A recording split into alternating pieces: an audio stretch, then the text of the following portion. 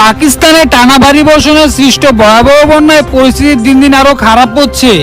এখন পর্যন্ত শতাধিক মানুষ প্রাণ হারিয়েছেন এবং হাজার হাজার মানুষ ঘরবাড়ি হারিয়ে খোলা আকাশের নিচে আশ্রয় নিয়েছেন। প্রধানত খাইবার পাখতুনখাওয়া উত্তরাঞ্চলের তীব্র বন্যা ও ভূমিধসের কারণে গ্রামগঞ্জে ব্যাপক ক্ষয়ক্ষতি হয়েছে। হঠাৎ ঘটে যাওয়া মেঘফাটার ঘটনায় অল্প সময়ে অস্বাভাবিক পরিমাণ বৃষ্টি নেমে আসে, যার ফলে পাহাড়ি এলাকা দিয়ে প্রবল স্রোতে নেমে আসে বন্যার পানি। এদিকে করাচি শহরেও রেকর্ড পরিমাণ বৃষ্টিপাতের কারণে সড়কপথ ডুবে গেছে, বিদ্যুৎ ও যোগাযোগ ব্যবস্থা মারাত্মকভাবে ব্যাহত হয়েছে। আন্তর্জাতিক বিশেষজ্ঞদের মতে জলবায়ু পরিবর্তনের কারণে এ ধরনের হঠাৎ দুর্যোগ এখন আরো ঘন ঘন ঘটছে। স্থানীয় প্রশাসন উদ্ধার কাজ চালালেও দুর্যোগে ক্ষতিগ্রস্ত মানুষের সংখ্যা এত বেশি যে অনেকেই এখনো সাহায্যের অপেক্ষায় আছেন। বিশ্বের নানা দেশ থেকে সহায়তার আহ্বান জানানো হয়েছে যাতে ক্ষতিগ্রস্ত মানুষদের পুনরায় জীবনে ফিরিয়ে আনা যায়। ন্যাশনাল ডিজাস্টার ম্যানেজমেন্ট অথরিটি অনুসারে এই মরশুমে 26 জুন থেকে মোট মৃত্যু হয়েছে 706 জন। খাইবার পাখতুনখোয়ায় ও উত্তরাঞ্চলে মুরগাঝড়, ফ্লাশ ফ্লাড ও ক্লাউড বাস্টে অনেকেই প্রাণ হারিয়েছেন। মৃত্যুর